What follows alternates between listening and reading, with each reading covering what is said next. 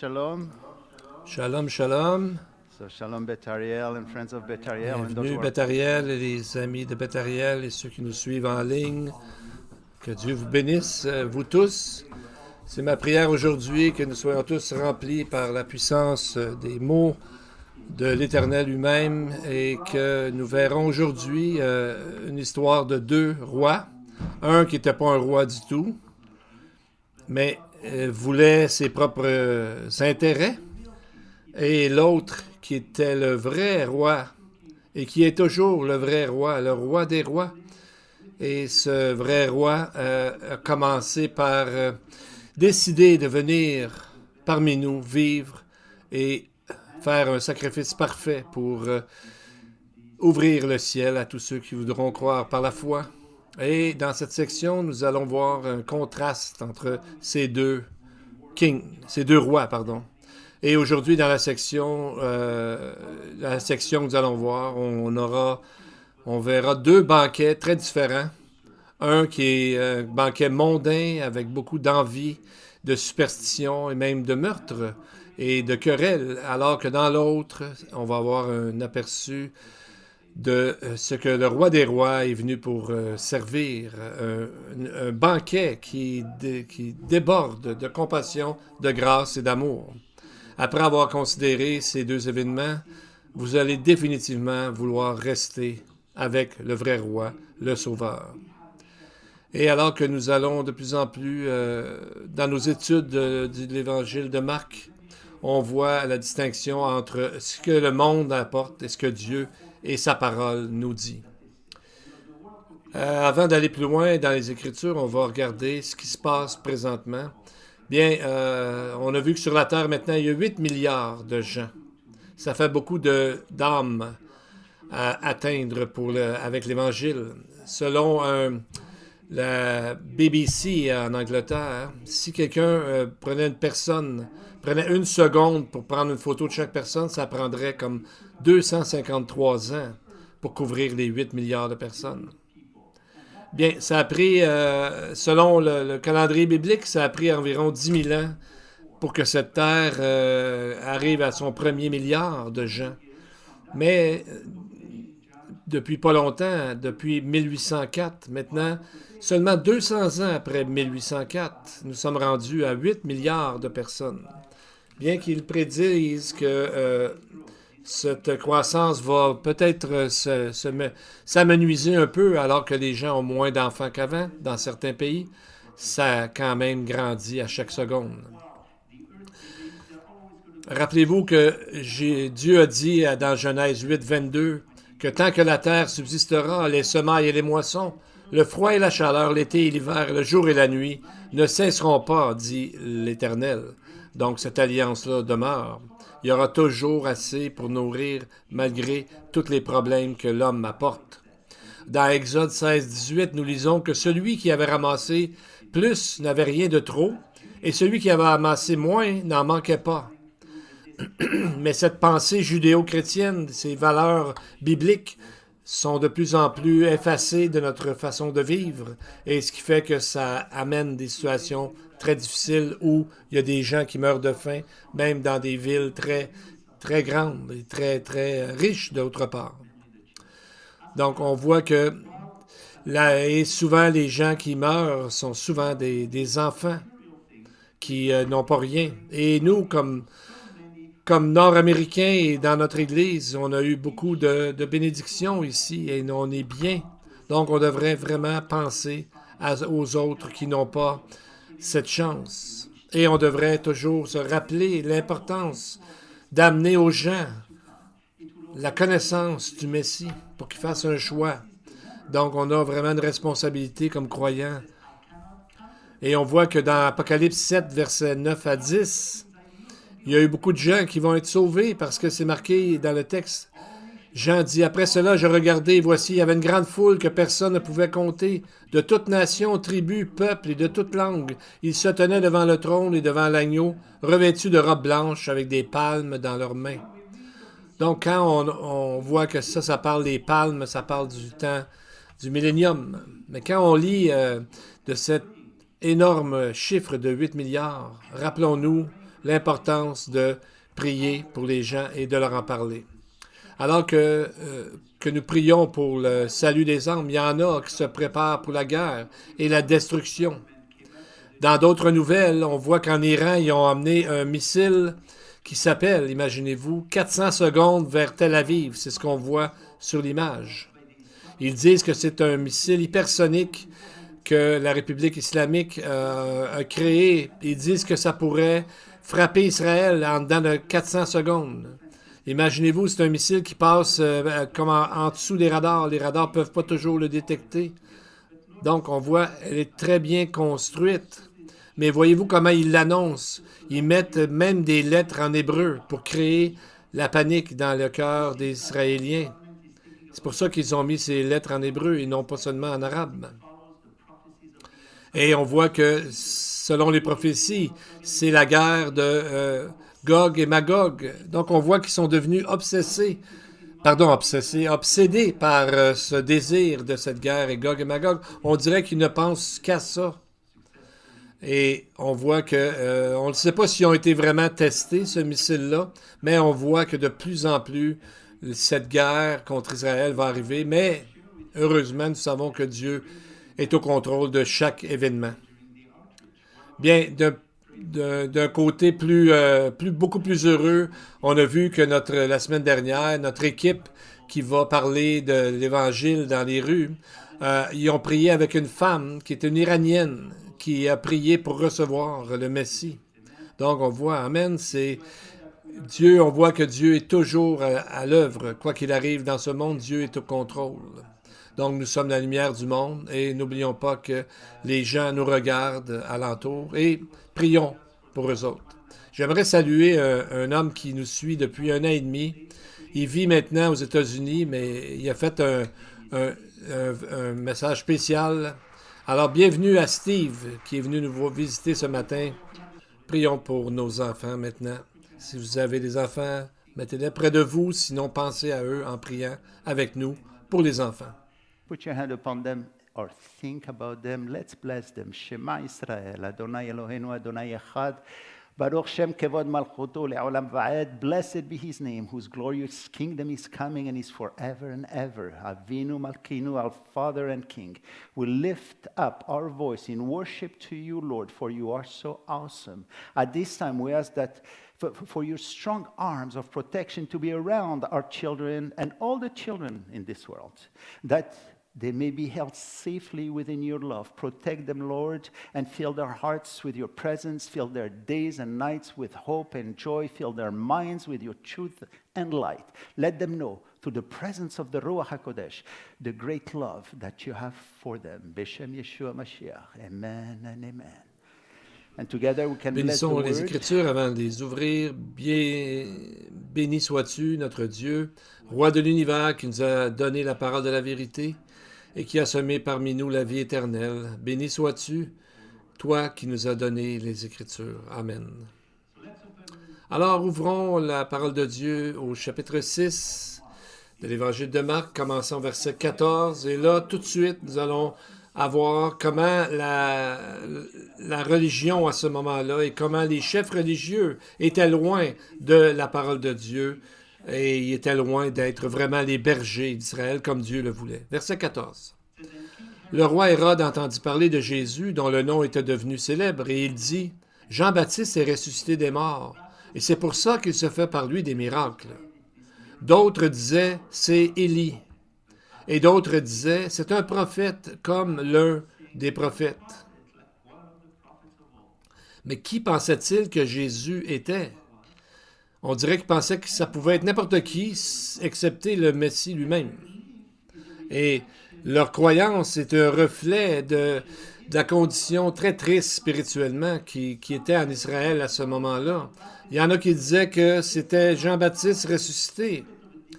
Donc, ça montre comment ils pensaient qu'un homme décédé pouvait revenir et prendre la vie d'une personne vivante. Donc, on voit que c'est très loin des enseignements, des Écritures. D'autres ont pensé que c'était le prophète Élie, et d'autres pensaient que c'était un parmi les prophètes qui avait été ressuscité. Et encore là, on se demande où était les bergers d'Israël pour au moins expliquer certaines vérités à ces gens qui ne croyaient pas que Jésus était le Messie. On sait ça déjà, mais qu'ils croyaient des choses comme ça terribles montrent le grand fossé qu'il y avait entre Dieu et son peuple à ce moment-là où Jésus est venu sur cette terre. Et comme Ésaïe 5,13 le dit, c'est pourquoi mon peuple sera emmené captif par manque de connaissance. Exactement les événements qui est arrivé pendant le temps du Second Temple. Quel manque de connaissance? Bien, le manque de connaissance de la parole de Dieu qui va arriver à son terme, qui va faire qu'ils vont perdre le privilège d'avoir une terre, qui va revenir seulement qu'en 1948, beaucoup plus tard. Et on va voir dans le prochain chapitre, on va voir que la colère de Jésus contre ces chefs religieux qui n'enseignaient pas, qui n'étaient pas les bergers selon ce que Dieu leur demandait d'être. Et aujourd'hui, qui enseigne les préceptes de la Torah à Israël? Et quand je dis la Torah, je veux dire la parole de Dieu sans mettre aucun autre écrit d'homme par-dessus ou même égalité avec la Torah. Aujourd'hui, on entend le mot Torah, ça inclut toutes sortes de choses avec des écrits des hommes. Mais la Torah, techniquement, c'est seulement les 5 premiers livres de la Bible et rien d'autre. Et aussi, il y a d'autres écritures dans la Bible, mais les écrits des hommes n'ont pas d'affaire là. Et qui enseigne ça aujourd'hui en Israël? Et combien de fois Dieu a dit de ne pas ajouter ni d'enlever rien à sa parole? Donc, on voit aujourd'hui la même façon dans les églises. Qui enseigne la parole de Dieu complètement aux Juifs et aux gentils et aux non-Juifs? Il y a de grandes églises alentour, des bonnes statistiques, mais on voit un déclin dans les enseignements évangéliques. 1/3 des évangéliques disent que Jésus est un bon enseignant, mais il n'était pas divin. 65% d'entre eux, selon des sondages, croient que Jésus est le premier et la création la meilleure de Dieu. C'est une vieille doctrine qui est sortie au début de l'Église, mais qui revient. Donc, si Jésus n'est pas divin, alors nous sommes tous des idolâtres. On est en train d'adorer une personne qui est comme nous. C'est ça qui est le problème. Et ça amène une confusion au sujet de la personne du Messie. Et malheureusement, dans beaucoup d'églises, c'est en train d'arriver. Donc, on voit tout de suite les premiers mots dans cette histoire. On voit le genre d'homme que Hérode était et le genre de monde dans lequel il vivait. Regardez comment le texte commence, verset 14. Le roi Hérode. Bien, on arrête là tout de suite parce qu'il y a quelque chose qui ne marche pas ici. Pourquoi? Parce qu'Hérode n'était pas un roi du tout. Il était un tétrarque. Un tétrarque, c'est un gouverneur de certaines provinces, de certains territoires. Donc ici, la Judée. Son père s'appelait Hérode le Grand, celui qui voulait tuer Jésus quand il était un bébé. On voit ça dans Luc. Et ensuite, son royaume a été divisé en 4 parties. Et une des parties a été donnée à son fils Hérode Antipas, qu'on voit dans Marc chapitre 6. Mais après la mort de son père, Hérode le Grand, les Romains ont enlevé le titre roi, parce que César était considéré comme le seul roi sur tout l'Empire. Donc, il était très loin d'être un roi. Parce que dessous le roi, il y a un terme qui s'appelait le ethnarque, et en dessous du ethnarque, il y avait le tétrarque, ce qui était Hérode, qu'on voit ici dans le texte. Donc, il était juste un gouverneur, mais pourquoi l'appeler un roi? Probablement parce qu'il agissait comme un roi, mais il n'en est pas un. Et la parole de Dieu, on dirait, a de l'humour en montrant qu'il se pensait un roi. Donc, la parole en parle comme s'il était un roi pour montrer l'ironie là-dedans. Comme dans un texte de Ésaïe, une prophétie qui parle de la Syrie, qui dit qu'ils devraient être tous comme la gloire des enfants d'Israël. Mais au moment où on lit ce texte-là, Israël avait probablement été détruit à ce moment-là par la captivité et tout ça. Donc, on voit l'ironie dans la Bible. Des fois, on trouve ça peut être très intéressant. Et Marc joue sur ces mots-là encore plus parce qu'il appelle Hérode Antipas le roi 5 fois différentes à travers l'histoire. Chapitre 6, versets 14, 22 et 25 à 27. Et il pensait tellement qu'il était le roi qu'à un moment donné, il était tellement amoureux de la jeune fille qui a dansé, qu'on va voir plus tard, au verset 23, il dit qu'il était prêt à y donner la moitié de son royaume. Mais c'est un royaume qu'il n'avait même pas parce que ça appartenait en réalité à Rome. On va voir bientôt sa femme Hérodias. Et l'historien Flavius Joseph, nous dit que sa femme essayait de le monter dans son idée de devenir un roi et a même convaincu d'aller à Rome pour demander à l'empereur de lui donner le titre de roi. Mais encore, selon ce que Rome faisait, c'est que personne n'était roi. Donc, ce qui est arrivé, ils ont enlevé ces demandes et ils les ont bannis les deux. Et c'est la dernière fois qu'on entend parler autant de Antipas, Hérode, que sa femme Hérodias. Donc, c'est l'histoire d'un homme qui s'est pris tellement grand qu'il a tout perdu, finalement. Donc, on voit que c'est quelqu'un qui avait vraiment un problème de compréhension. Il est devenu un peu fou dans sa vie.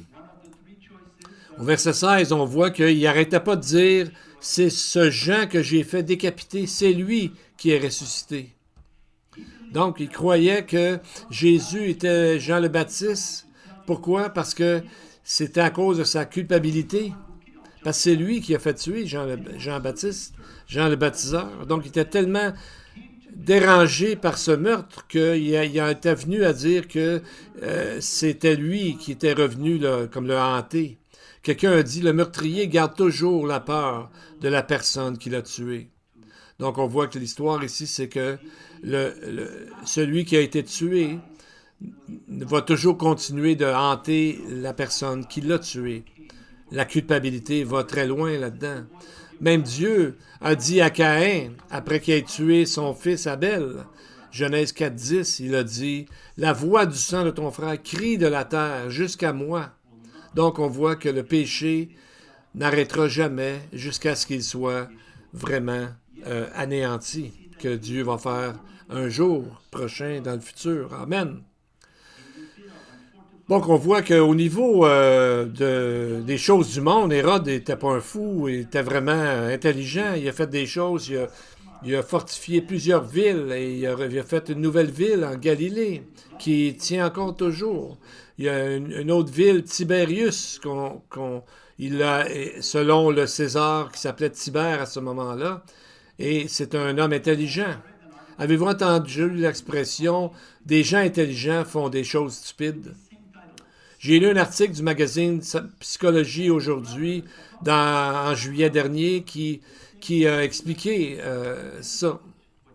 Elle a écrit, cette personne-là, dans son étude, « Quand des personnes intelligentes font des erreurs stupides, ce n'est pas généralement parce qu'elles sont stupides, ignorantes ou apathiques. Elles font les erreurs stupides parce qu'elles ont fini par être séduites par leur propre succès, et les récompenses de ces succès les ont poussées à développer des attentes à ce que les choses devraient être. Donc, ils ne voient plus clair, sont hypnotisés par leur propre folie. Si on disait en termes bibliques, les personnes intelligentes font des choses stupides à cause du péché, d'orgueil, quand elles sont séduites, hypnotisées par leur propre succès, par leur propre péché.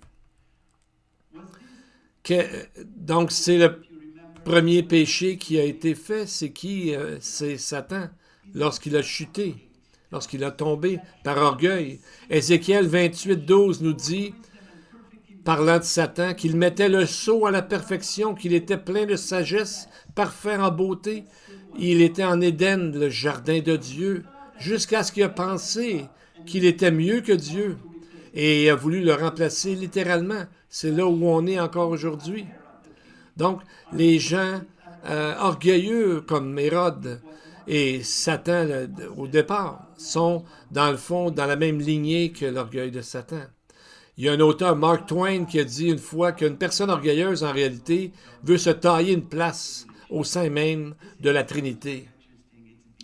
Mais on voit ici comment ça se fait que comment ça fait qu'Hérode connaissait? C'est quoi le lien entre Jean-Baptiste et Hérode? Verset 20 dit que Hérode craignait Jean, le connaissant pour un homme juste et saint. Il le protégeait et après l'avoir entendu, il était souvent perplexe, mais il l'écoutait avec plaisir. Donc Hérode connaissait Jean le baptiseur parce que, mais il nous dit qu'il avait peur de lui, même s'il l'écoutait avec plaisir. Donc quel genre de relation c'était? Est-ce que ça vous semble familier? C'est le cas de quelqu'un qui est attiré à Dieu, qui aime écouter les Écritures, mais il n'y a pas de relation avec lui. À cause de son péché, il ne veut pas aller plus loin. C'est des gens qui aiment Dieu d'une certaine façon, mais sans s'engager. Et finalement, ça démontre que c'est un faux amour. C'est pas un vrai amour. Jésus l'explique très bien dans Matthieu 7, 21. Il dit « Pas tous ceux qui me disent « Seigneur, Seigneur » vont entrer dans le royaume des cieux, mais celui-là seul qui fait la volonté de mon Père qui est dans les cieux. » Faire la volonté du Père, c'est d'être attaché à Dieu et de s'engager. Et il y a une croissance qui va avec ça.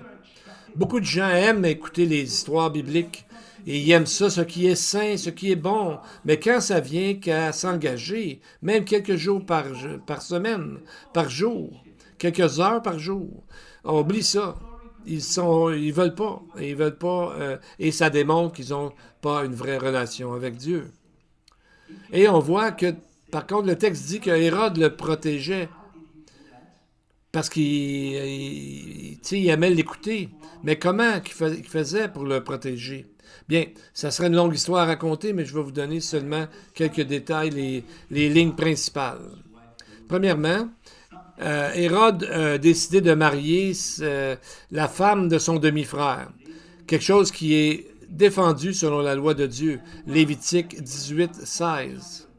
Hérode était un converti au judaïsme, à la religion, mais il a brisé cette loi. Et on voit que quand il y avait sa femme avec lui, et Jean le baptiseur, Jean-Baptiste lui disait toujours, verset 18, Jean lui disait constamment, « Il ne t'est pas permis d'avoir la femme de ton frère. » Voyez-vous, il l'appelle la femme de ton frère. Parce que aux yeux de la loi, c'était la femme de son frère. Et c'est ce que Jean-Baptiste lui dit. Et même le temps dans le texte montre que c'est quelque chose qui a été fait avant. C'était la femme de son frère et non la sienne. Et donc la femme, Hérodias, voulait tuer Jean. Bon, donc pour garder Jean intact, si on veut, et c'est comme ça qu'il le protégeait. Il l'a mis en prison jusqu'à ce qu'arrive un moment propice. Et le verset 21 nous le dit. Il est arrivé, c'est quoi le jour qui est arrivé? Le jour propice, c'est le jour de son anniversaire. On le voit deux fois dans Hébreux 4.16, où est-ce qu'il dit que de se convertir au Seigneur ou de comprendre les choses de Dieu au moment opportun pour recevoir la miséricorde et la grâce de Dieu. Mais là, on voit ici le moment opportun pour le mal. Alors, c'est le moment où Hérodias a trouvé une façon d'avoir son désir rempli, c'est-à-dire de tuer Jean le baptiseur qui n'arrêtait pas de dire que c'était un mariage qui n'était pas selon ce que Dieu voulait. Donc, on voit Hérode fait un grand party, comme quand c'est notre fête, souvent un immense banquet pour ses grands, ses militaires et donc, c'est la crème de la crème, si on veut, du pire des gens qu'il y avait à ce moment-là. Donc, on voit que les gens avaient pas mal bu, comme dans beaucoup de parties, et Hérodias envoie sa fille pour danser et séduire Hérode. Et lui était tellement pris dans sa passion que même s'il était méchant puis il aimait ça l'écouter, elle lui a donné comme un ultimatum et c'est là qu'il a fait décapiter Jean le Baptiste. Le nom de la fille s'appelait Salomé, c'est ce que Flavius Joseph nous dit. Mais on voit ici ce qui est décrit. C'est le mot fille au verset 22 et c'est une jeune adolescente. Comme la femme, la jeune de 12 ans qu'on a vu que Jésus a ressuscité il y a quelques semaines, on a parlé de ça. Donc on voit ici deux femmes du mal, Hérodias et Salomé, qui font un contraste avec les deux femmes justes, les deux femmes fidèles à Dieu. La femme qui était malade depuis 12 ans et la jeune fille qui avait 12 ans, qui était morte et ressuscitée par Jésus. Donc on voit ici, dans quelques chapitres, un contraste frappant entre deux parallèles, deux mondes, le monde du bien et le monde du mal. Donc ces deux femmes représentent les deux possibilités. Donc on voit que les deux avaient des femmes qui leur ont monté à la tête dans leur amour. Et on voit que Jézabel voulait tuer le prophète Élie, exactement comme Hérodias voulait tuer Jean le Baptiste, Jean le Baptiseur. Donc les deux femmes ont manipulé les rois d'Israël. Jézabel a manipulé Ahab et Hérode, c'était par sa femme Hérodias, donc qui était contrôlé par leur femme. Et les deux voulaient faire quoi? Tuer les prophètes de Dieu. Donc Hérodias a fait tuer le dernier représentant de la lignée des prophètes de l'Ancien Testament, Jean le Baptiseur. Et il y a aussi un aspect prophétique à cette histoire. Le même esprit de Jézabel, celui des conflits, du mal et tous les problèmes arrivent aussi dans la fin des temps. Les derniers mots de Jésus dans l'Apocalypse à la 4e église, l'église de Thyatire, chapitre 2, verset 20. « Mais ce que j'ai contre toi, c'est que tu laisses la femme Jézabel, qui se dit prophétesse, enseigner et séduire mes serviteurs, pour qu'ils se livrent à l'impudicité et qu'ils mangent des viandes sacrifiées aux idoles. » Ce qui a fait de Jézabel et Hérodias, c'est que les deux, qui ont une chose en commun, les deux enseignaient et voulaient amener les gens loin de Dieu et en plus voulaient tuer les hommes de Dieu. Jésus ramène l'idée de Jézabel dans le sens que Jézabel a mélangé les religions entre la religion de la Phénicie et la religion d'Israël.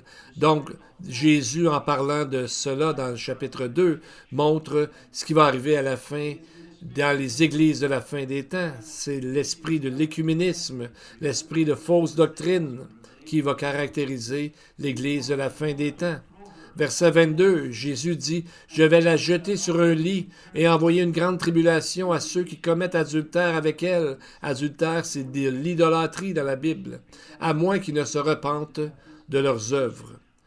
Le mot ici, tribulation, dans chapitre 3, verset 10, est au singulier, qui fait référence à la grande tribulation dont Daniel parle dans le chapitre 9 et que Jean, lui, explique dans les textes de l'Apocalypse avec les 7 sceaux, les 7 trompettes et les 7 coupes.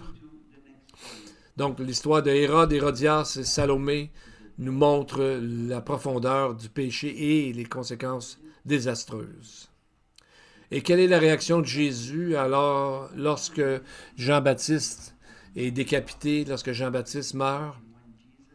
Matthieu 13, 13 nous dit que quand Jésus l'apprit, il partit de là en bateau pour aller se retrouver seul dans un endroit désert. Et qu'est-ce qu'il a fait? Il a prié. Nous connaissons notre Seigneur, c'est ce qu'il faisait. Donc, ça nous dit beaucoup au sujet comment est notre Seigneur, comment est notre Dieu, comment est Jésus. Quand il a entendu ça, cette nouvelle, il a sûrement pris le temps de faire le deuil et de pleurer pour un ami qu'il aimait parce qu'il en a parlé de belle façon de Jean-Baptiste. Il a dit que c'était le plus grand des prophètes. On voit une fois qu'il a prié, il a prié pour son ami Lazare. Pourquoi il a prié?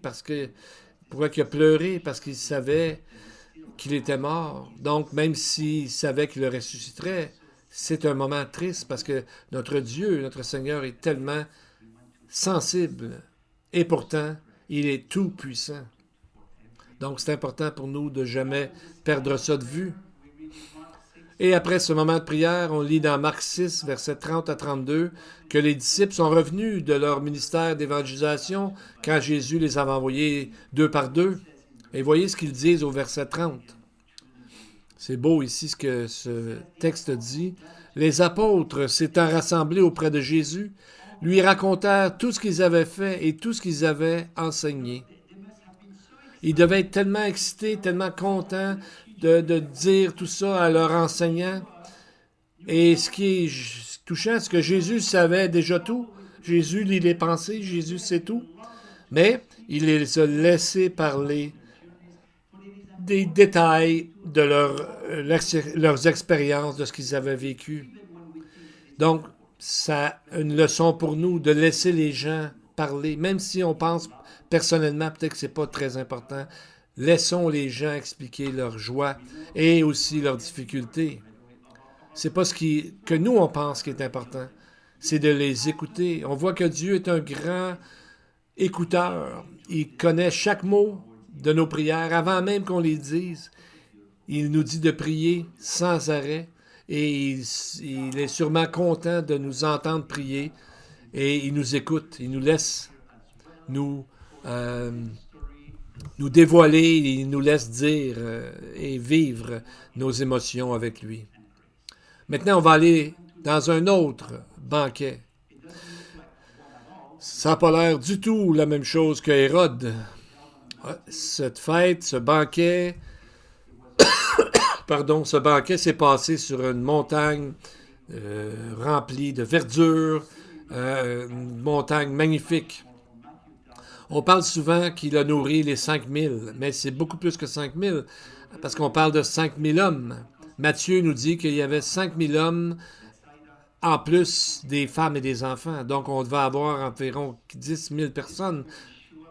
Parce qu'alentour, les villes de Capernaum et Bethsaïda, chacune avait à peu près 2 ou 3 000 habitants. Donc, ça faisait beaucoup de monde.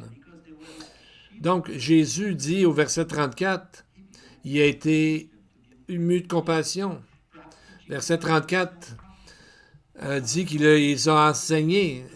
Jésus leur a peut-être parlé des temps messianiques. Verset 33 dit que tous les gens sont allés vers Jésus et les disciples. De toutes les villes, on a couru à pied et on les a devancés au lieu où se rendaient Jésus et ses disciples.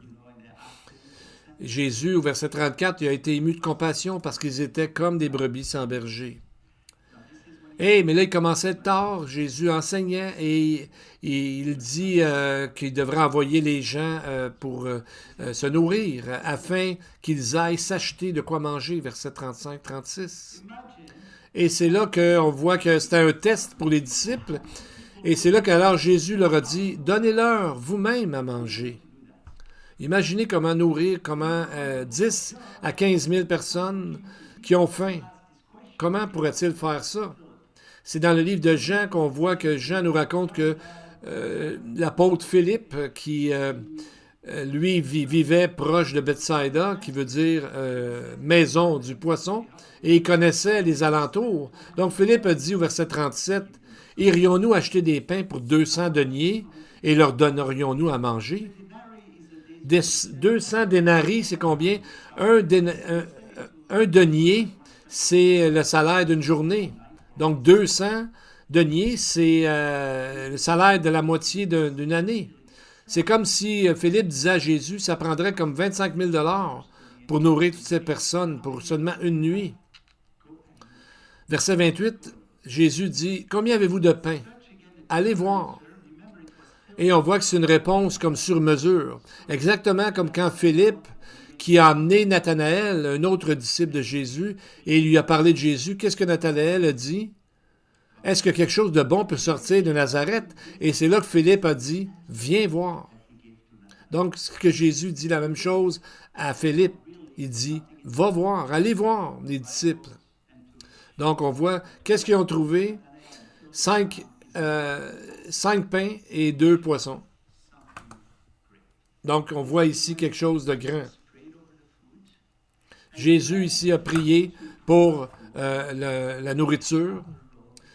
Et on voit qu'après ça, sortait à chaque fois que Jésus mettait sa main dans le panier, il y avait de plus en plus de nourriture qui sortait, du pain, puis d'autres poissons. Donc, on voyait qu'il était en train de leur montrer qu'il est un faiseur de miracles, qu'il est celui qui pourvoit. Parce qu'au verset 42, c'est marqué « Tous mangèrent et furent rassasiés ». Donc, il y en a eu assez, puis même, vous savez l'histoire, les disciples sont revenus avec 12 paniers qui avaient encore de la nourriture dedans. Donc, ce miracle était pour les disciples et pour nous aujourd'hui qui lisons ces détails. Oui, quand on lit l'histoire de l'Église, on sait qu'il va y avoir de l'ivraie, de la mauvaise semence dans l'Église et il va y avoir de la bonne semence. Mais on sait que Dieu est au courant de tout et Dieu contrôle tout et Dieu laisse aller afin que plus en plus de gens possibles puissent accepter la parole de Dieu et le sacrifice de Jésus. Donc, s'il les a nourris, c'est parce qu'il les aime. Le texte dit qu'il avait compassion d'eux autres. On voit ici encore que le concept de la grâce commune qui dit que Dieu fait tomber la pluie sur les bons comme sur les méchants. Le mot compassion en grec décrit on parle souvent des entrailles, c'est où est-ce que sont les émotions, le siège des émotions, donc le cœur. Et Jésus savait très bien que la majorité de ces gens ne le suivraient pas. Jean 6, 26, Jésus leur dit, « En vérité, je vous le dis, vous me cherchez, non parce que vous avez vu des miracles, mais parce que vous avez mangé des pains et que vous avez été rassasiés. » Jean 3, 16, vous savez, dit que Dieu a tant aimé le monde. Le mot « aimer », c'est pas l'amour ordinaire, juste amical, c'est le mot « agapé ». L'amour inconditionnel, l'amour on fait passer les autres par-dessus avant nous et qui va être offert à ceux qui veulent bien croire en lui. Donc, cet amour-là que Dieu nous a démontré, qui s'est donné pour nous.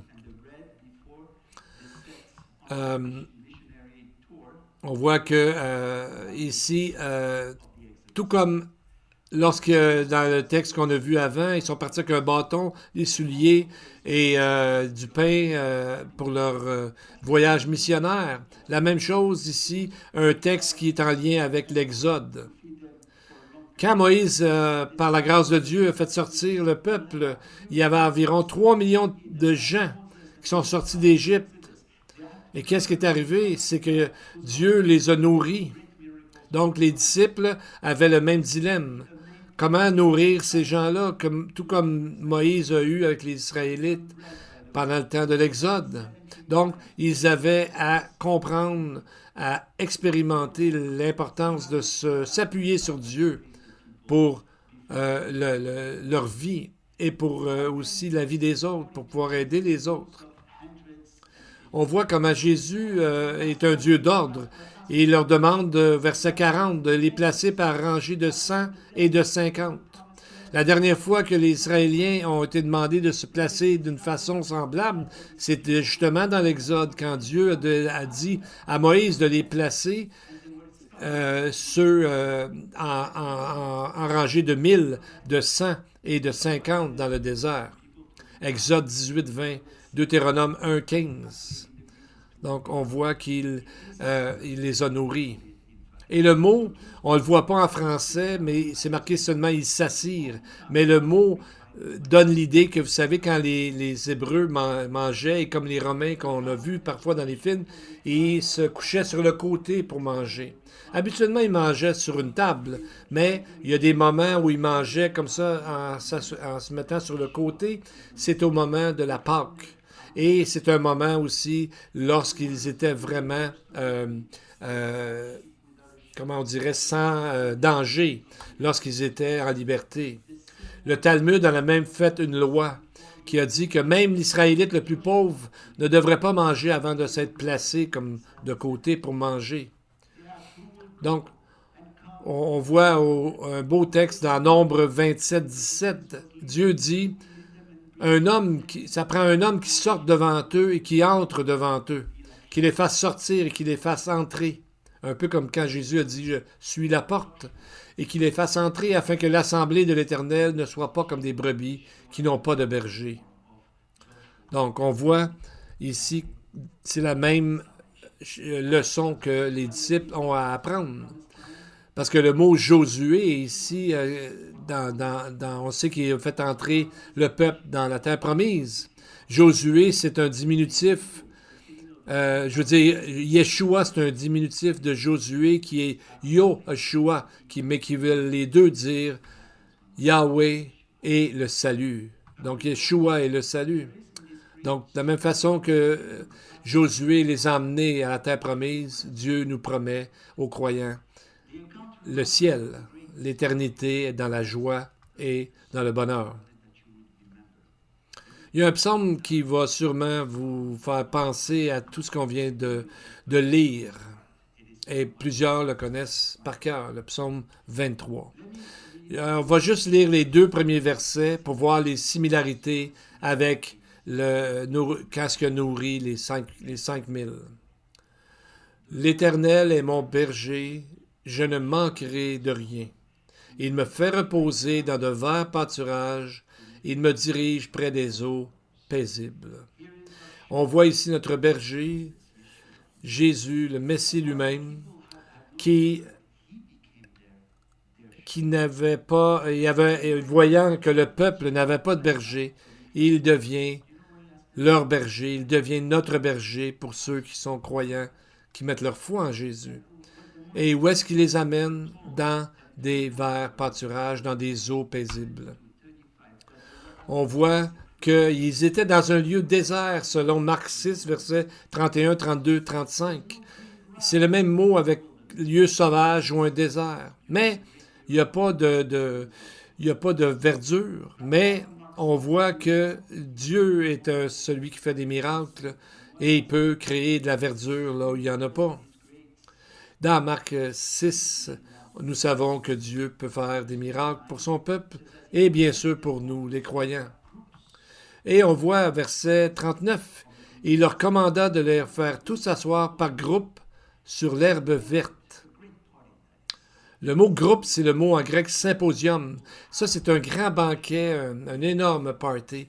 Et c'est en vue des noces de l'agneau que les croyants auront un jour. Et le mot symposium vient du mot sympino en grec, qui veut dire de boire, comme quand Jésus a dit « Je ne boirai plus de vin jusqu'à temps qu'il le boive avec nous dans les cieux ». Alors, probablement que nous allons prier une prière que Jésus a peut-être faite lorsqu'il a prié pour le pain et les poissons. King of the universe, who feeds the whole world with your goodness, with grace, with loving kindness and tender mercy. You give food to all flesh, for your loving kindness endures forever. Through your great goodness, food has never failed us, or may it not fail us forever and ever for your great name's sake, since you nourish and sustains all beings and does good unto all and provides food for all your creatures, whom you have created. Blessed are you, O Lord, who gives food unto all. Again, our Heavenly Father, this morning our hearts have been so filled with time of worship, filled with the wonder of your word, and we're so grateful for the things we see in your word.